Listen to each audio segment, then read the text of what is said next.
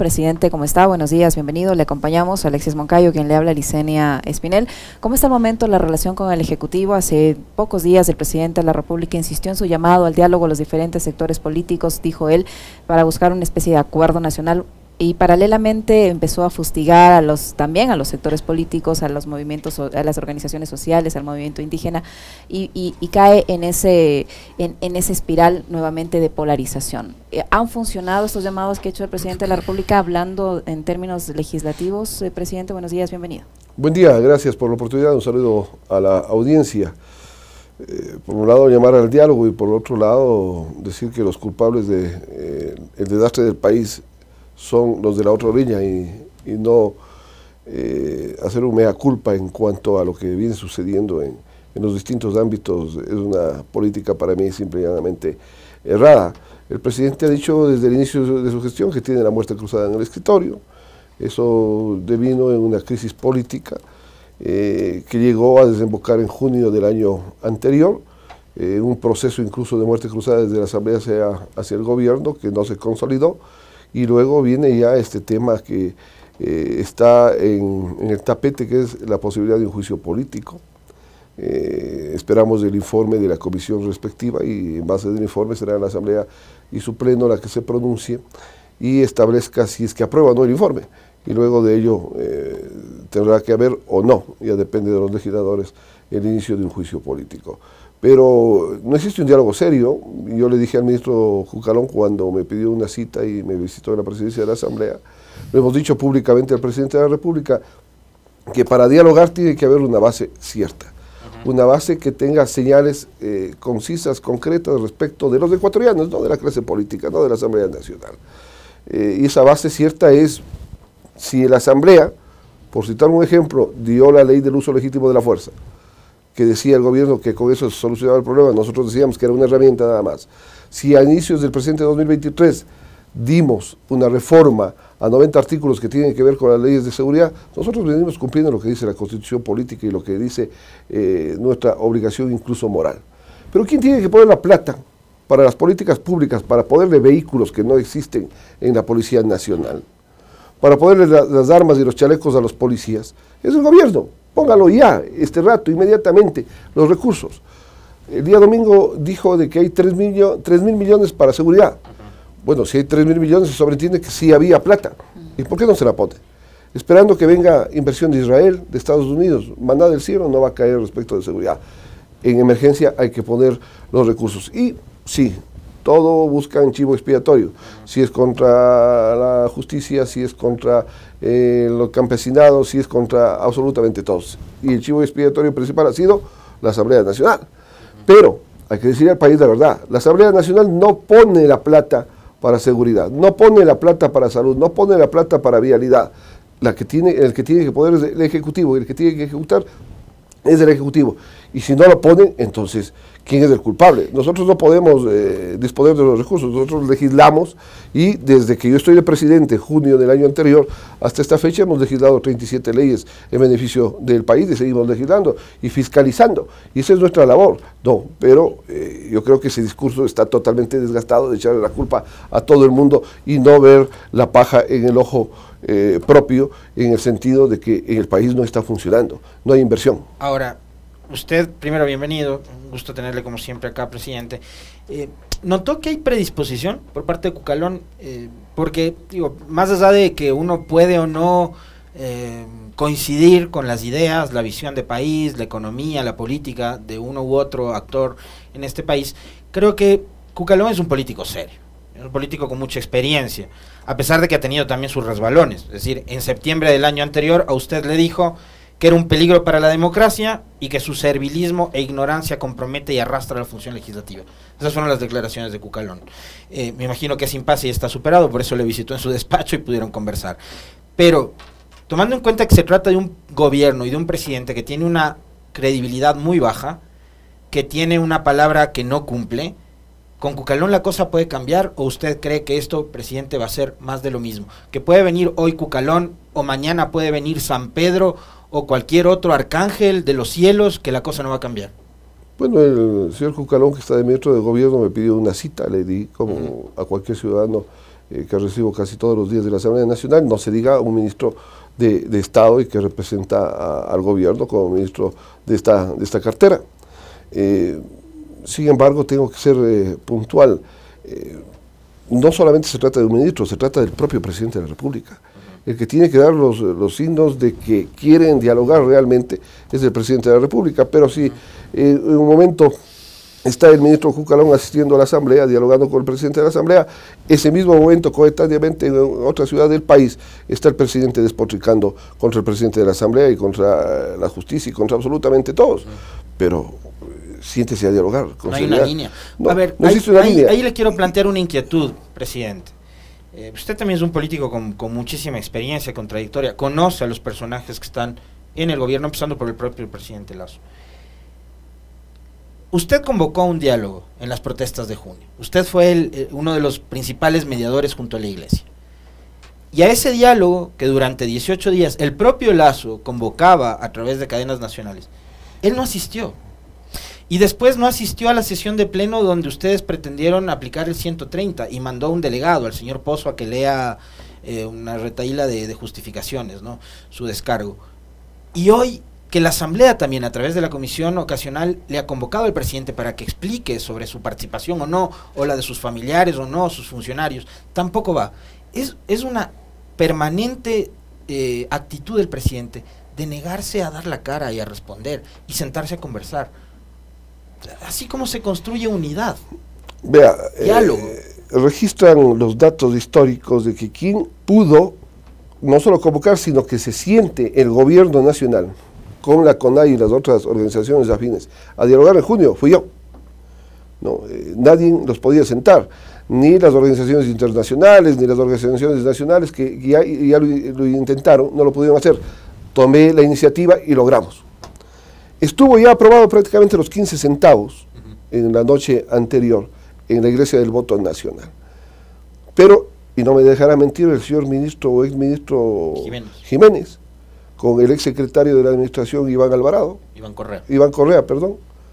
¿Qué hicieron? Se fueron saliendo por el Palomar. No, y cuando les llamé al teléfono ya estaban en Carondelet,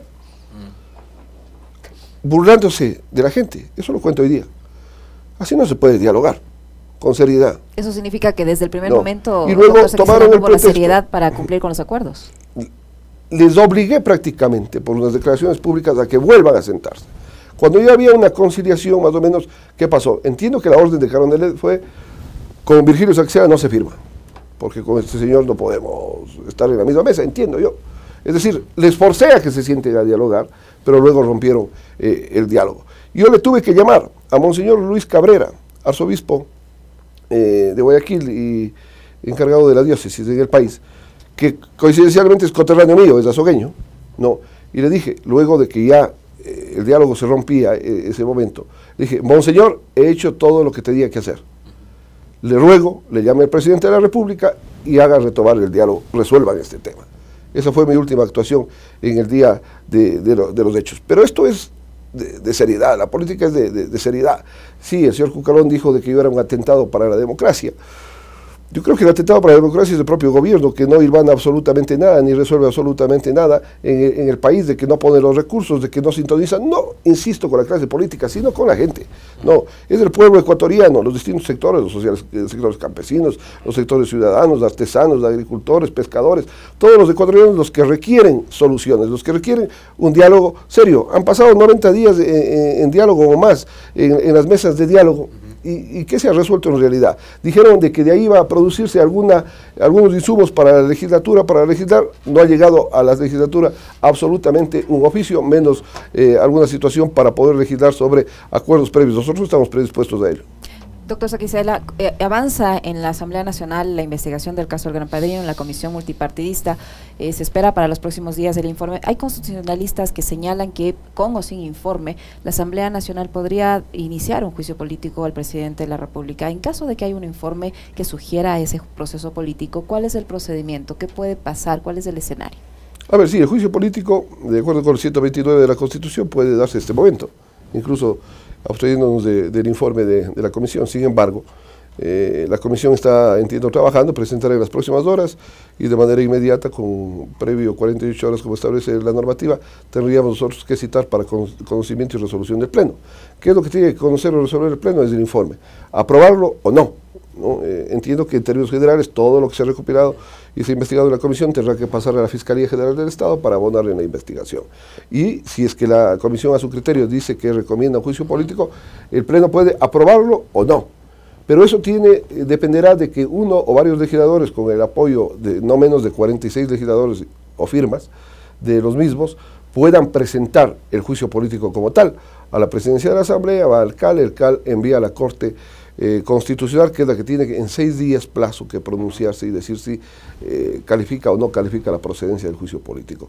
Ese es el andarivel, es decir, la aprobación del informe no necesariamente implica juicio político, que puede darse dentro del marco. Si es que la Corte Constitucional lo califica, tiene que darse el trámite correspondiente que está establecido en la Ley Orgánica de Garantías Jurisdiccionales y Control Constitucional. ¿Cuál sería la causal para llevar a juicio político a Guillermo Lasso, tal como está planteado el escenario? Bueno, el 129 tiene 3 incisos que tienen que ver con traición a la patria, me parece, en términos generales, delitos en ese sentido. Contra la seguridad del Estado, en ese caso podría el tema del supuesto nexo con la mafia albanesa y el narcotráfico podría considerarse. Vamos a recurrir a la Constitución para ser más precisos, de ahí le vamos a preguntar al presidente. Peculado. A ver, la Asamblea Nacional podrá proceder al enjuiciamiento político de la presidenta o presidente, vicepresidente o vicepresidenta de la República a solicitud de al menos una tercera parte de sus miembros en los siguientes casos. 1. Por delitos contra la seguridad del Estado, por delitos de concusión, cohecho, peculado o enriquecimiento ilícito, o por delitos de genocidio, tortura, desaparición forzada de personas, secuestro o homicidio por razones políticas o de conciencia. Vendría a ser el 1 y el 2, digo, porque delitos contra la seguridad del Estado, pues el año pasado hubo 5.000 muertes violentas en este país por no ocuparse de la seguridad. Pero vamos al caso, al numeral 2. Hay que respetar el procedimiento. Y el procedimiento establece que hay un informe de la comisión y luego del debate podremos tomar una decisión. Pero también se cometen situaciones por omisión o por acción de conformidad con la normativa legal en el país, y habrá que en el momento oportuno determinar si es que existe o no existe la causal. En primer lugar, si la comisión la pone en la mesa de discusión. Aquí hay un debate, presidente. Numeral 2, por delitos de concusión, cohecho, peculado o enriquecimiento ilícito. ¿Para eso se va a necesitar una sentencia judicial? No, imposible. Esto es político. No. O sea, a ver, no se necesita ser abogado para establecer de que esta situación es un juicio político, ¿no? Un juicio en contra, de este caso, del presidente de la República, en el caso de que se llegue a dar. Y no establece, si no estuviéramos dentro de otra de las causales para los funcionarios públicos en términos generales, que esté de sentencia ejecutoriada en contra, ¿no? Y por lo tanto pierde usted la dignidad. A Jorge Glass le llevaron a un escenario similar sin necesidad de una sentencia judicial. Sí, o sea, yo lo que tengo claro, y le puedo decir con propiedad, es de que para juicio político contra el presidente de la República o contra cualquier otro funcionario, no se necesita sentencia ejecutoriada en el caso del 129. Pero le preguntaba yo, doctor Saquicela, el hecho de que este informe de la policía que se va a reabrir, de lo que anunció la Fiscalía General del Estado, que se va a volver a investigar estos supuestos nexos del narcotráfico con la política, con la mafia albanesa, ¿no califica o no se encasilla en un delito contra la seguridad del Estado?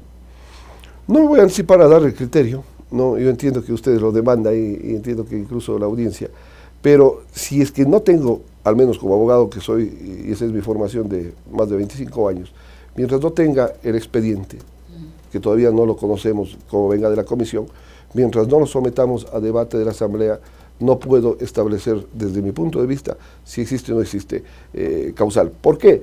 Porque en ese informe entiendo que están las herramientas, los insumos, los indicios o las pruebas, en el caso que sea así, de que se haya cometido o no algún hecho que se embarque dentro de la disposición del 129.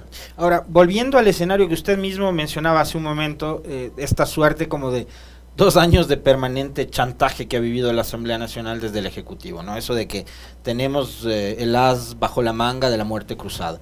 Ya se ha dicho que si es que la Asamblea va por el juicio político, el gobierno saca el decreto de muerte cruzada y los 137 legisladores se van a su casa. Ese escenario está planteado. ¿Cómo lo ven ustedes, presidente? Bueno, está dentro del marco constitucional establecido de conformidad con la normativa del 130.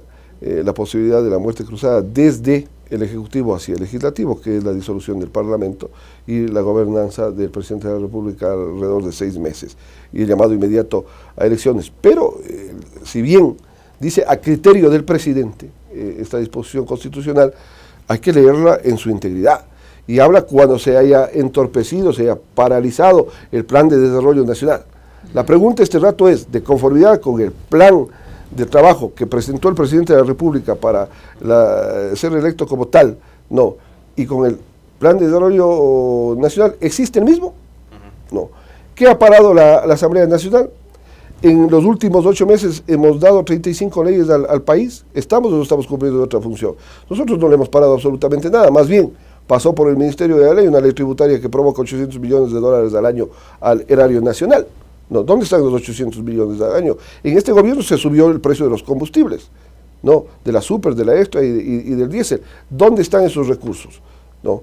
El petróleo alrededor de un año ha estado con un precio muy superior al catalogado en el presupuesto general del Estado. ¿Dónde están esos recursos? Entonces, en la ejecución presupuestaria los ministerios han ejecutado en el último año sus presupuestos, no los han ejecutado. Algunos 20, algunos 30, algunos 40, algunos 50. Hoy día se dice que, por fin, que se ha tocado la Guayaquil-Quito o Quito-Guayaquil, la cuenca Guayaquil y algunas otras vías. Yo también le pediría al Presidente de la República que toque la Azogues, mi ciudad, mi tierra de la que fui alcalde, Riobamba, ¿no? También tómenos en cuenta a los pueblos de la Sierra Central. ¿Hace cuánto tiempo no se da mantenimiento esa vía, por ejemplo? Hay un contrato de 23 millones, voy a pedir información al actual ministro, que lo firmó el ministro Cabrera, para bacheo, para 5 años. ¿Cómo fiscalizan el bacheo? Que puede irse mañana en una lluvia. Entonces, todas esas cuestiones hay que verlas. Se dice eso, pero dicen que recién van a hacer los estudios. ¿Y qué pasó en los casi 2 años anteriores? No, donde estuvo Cabrera, donde estuvieron otros ministros, donde está el actual ministro. ¿Por qué no han sido capaces de hacer un estudio? Yo hubiese entendido el estudio de la Quito-Guayaquil, este rato, concesionera. No. Yo creo que si tiene usted los estudios, hay gente que tiene recursos en el país mismo y fuera del país que puede hacer por concesión, que es un negocio porque usted paga peaje. Pero no existen los estudios, entonces ¿de qué hablamos? Ahora, ya tomando en cuenta de que, digamos, esas cartas están echadas, tanto la del juicio político que tiene en sus manos la Asamblea, como el presidente del tema de la muerte cruzada. Yéndonos más allá incluso, presidente, ¿cómo se sostiene un gobierno tan carente de legitimidad? A estos sectores les encanta hablar de la legitimidad. Si quiere hacer un comentario con respecto de, por ejemplo, lo que fue el resultado de las elecciones del 5 de febrero, bien puede hacerlo, en torno a la reconfiguración del mapa político del país y también el resultado de la consulta popular, que a la Asamblea le pone en una condición de expectativa diferente, porque la campaña de la consulta también descargó mucha negatividad en contra de la Asamblea. Habían preguntas que iban en contra de la Asamblea y en contra de los partidos políticos. Finalmente ganó el no. Pero ¿cómo se sostiene un gobierno que perdió una consulta, que era también una de sus as bajo la manga, en una situación de tanta conflictividad social y política como vive el país ahora mismo? Bueno, yo creo que el camino ya no es solamente atacarle a la Asamblea Nacional. Ahí en la campaña del sí, del no, había una funcionaria, me parece que la Presidencia de la República, que ya no está, ni recuerdo cómo se llama, que andaba despotricando, botando lodo con ventilador en contra de la Asamblea Nacional, en contra de los asambleístas. También somos ciudadanos ecuatorianos, y somos ciudadanos ecuatorianos que estamos en la Asamblea producto del voto popular. Yo he dicho en los últimos días, lo dije en Ambato, lo he dicho en otras ciudades, lo he dicho en mi propia tierra, en el Cañar. No, yo si voy al Cañar tengo una aceptación alta, ¿no? Fui alcalde de la capital del Cañar. Entonces usted no puede votar lodo con ventiladores por votar, porque le está ofendiendo también a las ciudades. No, los legisladores representamos a las 24 provincias del país. Esa situación. Y nosotros, insisto, venimos cumpliendo y hemos legislado en estos últimos 8 meses 35 leyes. Nos venimos fiscalizando. Y no somos los encargados de dar la plata para vialidad, ni para salud, ni para educación, ni para seguridad. La plata la tiene el gobierno. Ponga la plata, ponga ya, inmediatamente, los recursos y empiece a trabajar. De signos de que está cambiando la manera de gobernar. Y gobernar es darle a la gente lo que necesita, buscar alternativas. No le puede usted provocar la felicidad total a todo el mundo, ni todo el mundo podemos demandar del Estado que nos satisfaga todo, pero sí puede dar usted esas señales en cuanto a poner recursos de vialidad y crear inmediatamente fuentes de empleo directa e indirecta, porque la gente que vaya a trabajar en las vías necesita comer, necesita descansar y situaciones por el estilo. Entonces, eso es lo que no hay. Si no hay esos signos, difícilmente usted se puede sentar a dialogar con alguien que dice, por un lado, insisto, lo que decía al inicio, queremos dialogar, y por otro lado, despotrica. ¿Qué entienden por democracia? Le pregunto esto, presidente, porque usted ha mencionado a la funcionaria que hizo campaña por el sí, la señora Sichel, que despotricaba en contra, no solo de la Asamblea, sino de todos los que iban a votar, o íbamos a votar, no. Hace pocos días, durante el proceso de censura en juicio político, Patricio Carrilla fue al Pleno de la Asamblea Nacional a decirles que ustedes, que son elegidos por votación popular, un exfuncionario puesto a dedo, que ustedes van a demoler la democracia. ¿Qué entienden?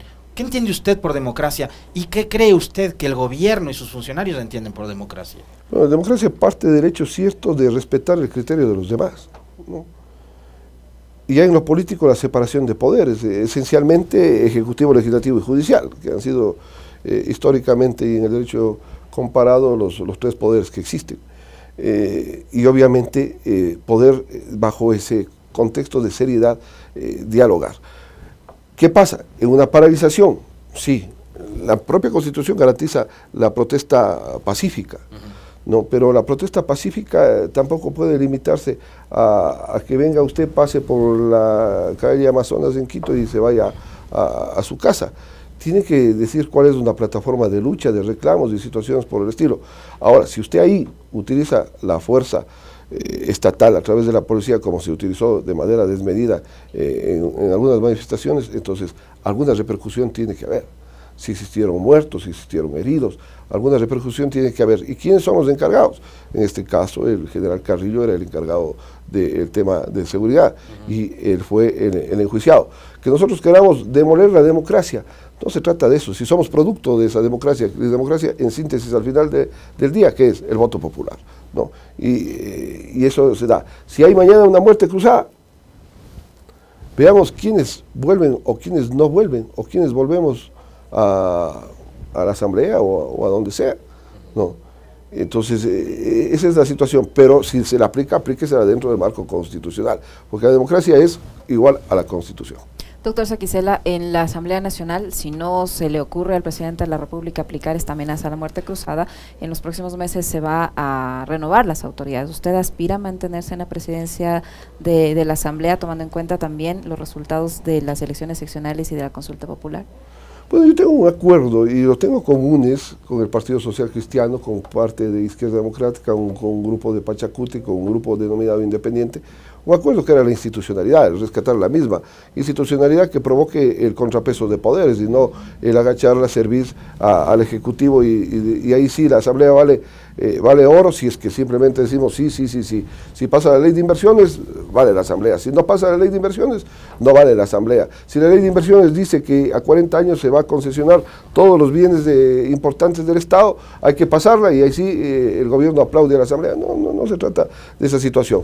Ese ha sido el acuerdo, institucionalidad y producir leyes. Hemos producido en estos 8 meses 35 leyes, yo creo que es un saldo positivo versus lo que se producía antes. Hemos fiscalizado, sí, con los errores, con la falta de fiscalización, que existen muchos temas que hay que ponerlos en el tapete de discusión de este país. En verdad estamos trabajando en ese andarivel. Si esa mayoría cree que Virgilio Saquicela debe continuar como presidente de la Asamblea, estamos predispuestos a seguir trabajando en ese andarivel y representándole a la Asamblea Nacional y al país en el contexto nacional, recorriendo las provincias, sintonizando con la gente. Estuvimos hace pocos días en Ambato con motivo de las fiestas de las flores y de las frutas, y sintonizamos, estuvimos con los universitarios, con los docentes universitarios, con los rectores de las universidades, y la gente se sintoniza en esas temáticas. Todas las semanas llega gente a la Asamblea Nacional de los distintos sectores. Ahí recibimos al presidente de Federación Deportiva de Pichincha y algunos campeones para tratar la ley del deporte, que la vamos ojalá a sacar hasta abril en beneficio del deporte nacional. Entonces, en eso estamos. Vamos a ver, en todo caso los cabilderos políticos serán los que establezcan lo que se nos termina el tiempo. Una respuesta brevísima con respecto de los pronunciamientos que ha habido en los últimos días. aquí estuvo Leonidas Diz ayer, dijo, no va a haber una gran paralización, se van a sumar a la marcha, que a mí tampoco me parece lo mejor que se contamine la marcha del 8 de marzo, que es la marcha de las mujeres, con otro contexto político, pero han dicho no habrá una gran marcha ni una movilización nacional, van a mantenerse movilizados en sus territorios, pero la postura del presidente del primer poder del Estado, Virgilio Saquicela, con respecto de una posible movilización en el país. Esperemos que no. Yo creo que si con el cambio de timón, con un giro de 180 grados de inmediato, se puede sentar una base cierta de diálogo, aspiremos que el diálogo prime en el país. No creo que la muerte cruzada sea la solución, no creo que la salida o no de un funcionario público, incluido el presidente de la República, sea la solución que determine ya un cambio total en el Estado, de que se satisfagan las necesidades. Yo creo en el diálogo como demócrata, pero si es que las acciones de las personas, de los ciudadanos, de los seres humanos que vivimos en este país, son erradas, son erróneas, son continuas, son de agresión, no son de diálogo, y eso provoca reacción, bueno, nos sujetamos a esas situaciones. Le preguntaba esto porque en el pasado hubo, digamos, escenarios similares en donde surgió una frase, ¿no?, que era que se vayan todos. O sea, va a llegar un momento en que la gente ya no va a querer únicamente que se vaya el presidente, sino que se vayan todos. Sí, bueno. Pero alguien tiene que quedarse, pues. Alguien tiene que quedarse, porque ya en democracia, con sus altos y bajos, desde el 78, es el menos malo de todos los 79, ¿no? Estamos hablando de que no podrían asumir los militares. No. Ni Dios quiera. Y tiene que asumir alguien producto del voto popular en el supuesto caso de que se dé un escenario de esa naturaleza. Aspiremos que prime el país, los intereses de los ecuatorianos por encima de todos. Y obviamente el presidente de la República tiene que razonar en ese sentido, tiene que sintonizarse, insisto por tercera vez, no con el Congreso o la Asamblea Nacional, no con el presidente de la Asamblea, no con los asambleístas, no con los políticos, sintonícese con el pueblo ecuatoriano. Ojalá y su sugerencia tenga eco. Doctor Saquicela, muchísimas gracias por habernos acompañado. Presidente. El presidente de la Asamblea Nacional, Virgilio Saquicela, que ha estado con nosotros. Muy amable. Gracias. Nos despedimos, Alex. Un fuerte abrazo, chao, nos vemos mañana. Ya vienen las Guarmis del barrio.